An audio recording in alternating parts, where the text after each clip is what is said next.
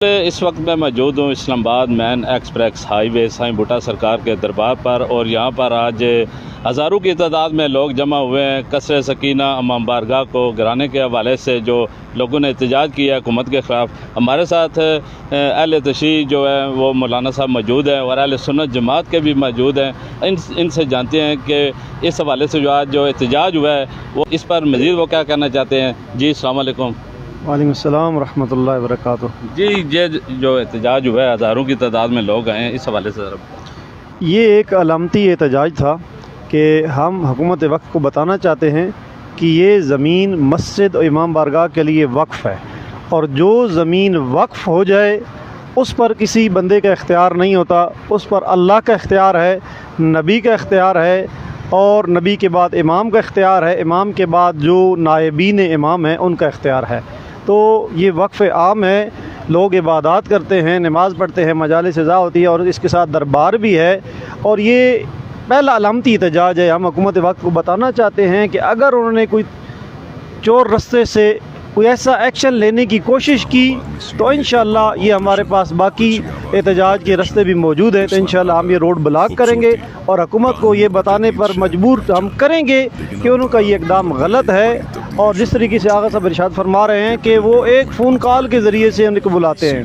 بھائی یہ کون سا لیگلی طریقہ ہے؟ ہم پاکستانی ہیں، ہمارے پاس پاکستانی شناختی کارڈ ہے، باقاعدہ لیگل نوٹس دیا جاتا ہے، اس کے بعد بیٹھ کر بات کی جاتی ہے۔ بھائی آپ لوگوں نے اتنا ہمیں کم سمجھا ہوا ہے کہ ایک فون کال کے ذریعے سمجھا رہے ہیں۔ اب اس کے بعد ہم ان کے بالکل کوئی نہیں کریں گے جب تک وہ باقاعدہ بیٹھ کر ایک نوٹس دیں، اور یہ ہے کہ ہمارے پاس باقاعدہ ثبوت موجود ہے، جو سی ڈی اے نے ہمارا نقشہ اپروو کیا وہ بھی موجود ہے، اور ساری چیزیں موجود ہیں۔ ہم یہاں پر اٹھنے کے لیے تیار نہیں ہیں۔ اچھا، یہاں پر بتایا جا رہا ہے ذرائع سے کہ 3 نوٹس جاری ہوئے ہیں، ایک ڈوک اللہ خان اور ایک پوری روڈ اور ایک ضیاء مسجد قبرستان کو، کہ اس والے سے کیا کہتے ہیں؟ اس حوالے سے یہی کہتے ہیں کہ یہ عبادت گاہیں ہیں، یہاں پر لوگ آتے ہیں، عبادت کرتے ہیں، اور اٹھنے کے لیے ہم بھی نہیں تیار، اور دیگر اہل سنت کے ہمارے بھائی وہ بھی ہمارے ساتھ ہیں، وہ بھی انشاءاللہ نہیں اٹھیں گے، اور یہ ہمارے ادارے موجود ہوں گے، مسجد امام بارگاہ بھی موجود ہوگی، اہل سنت کی مسجد موجود ہوگی، اہل سنت کا جو دربار ہے وہ موجود ہوگا۔ ہم اہل تشیع اہل تسنن کے ساتھ ہیں، اہل تسنن اہل تشیع کے ساتھ ہیں۔ جی بالکل، ہمارے ساتھ اہل سنت جماعت کے مولانا صاحب موجود ہیں، وہ کیا کہتے ہیں اس حوالے سے آئیے جانتے ہیں۔ بسم اللہ الرحمن الرحیم۔ ایک تو آپ کا بہت شکریہ کہ آپ اس ہماری آواز میں ہماری آواز بنے۔ دوسری عرض یہ ہے کہ دربار بھوٹا سرکار تقریباً 1890 میں قائم ہوا، 1890 میں، پھر پاکستان بنا، پھر دارالحکومت بنا اسلام آباد، تو اس ٹائم دور ضیاء الحق میں ایک NOC جاری کی گئی جو دربار کے پاس موجود ہے۔ پھر 99 میں آپریشن ہوا، پھر CDA نے یہ جو مین گیٹ لگے ہوئے ہیں CDA نے خود لگا کر دیے، 4 دیواری CDA نے خود، واش روم جو طہارت خانے بنے ہوئے یہ CDA نے خود بنا کر دیے۔ اب یہ کیا ہو گیا کہ اچانک جناب 2026 میں آ کر کسی کو ایسا خواب آیا کہ جناب یہ قابضین ہیں، یہ قبضہ انہوں نے کیا ہوا ہے، تو ایسی کوئی بات نہیں، ان جگہوں کے پروف ہیں، ڈاکومنٹس ہیں، تمام ڈاکومنٹس ہیں دربار عالیہ سائیں بھوٹا سرکار کے۔ تو اس لیے میں آپ کے حوالے سے یہی اپیل کروں گا کہ آپ برائے کرم اس کا کوئی اور راستہ نکالیں، یہاں سے منہدم کرنا یا یہاں سے بابا جی کے دربار کو منتقل کرنا یہ بالکل کسی صورت میں قابل قبول بات نہیں ہے۔